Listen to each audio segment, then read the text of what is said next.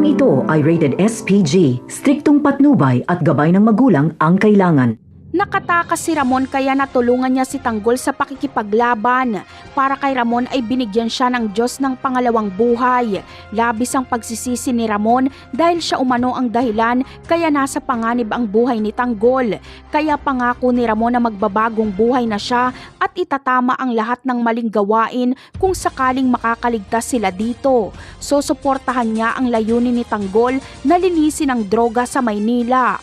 Samantala, tila hindi maganda ang sitwasyon nila Ramon at Tanggol.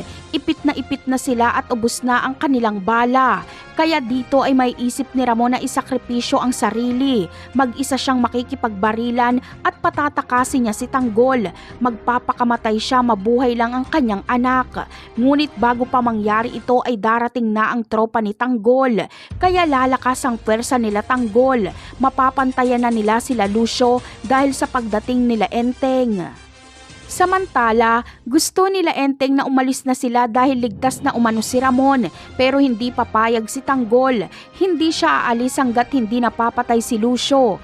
Ganti niya ito sa pagpatay ni Lucio kay Oweng. Mas lalo namang mag-aalab ang galit nila Enteng kapag maalala nila kung paano pinagbabaril ni Lucio si Oweng. Kaya mababaliktad ang sitwasyon. Sila Tanggol na ang tutugis kila Lucio at magsisipag-atrasa naman ang mga kasamahan ni Lucio.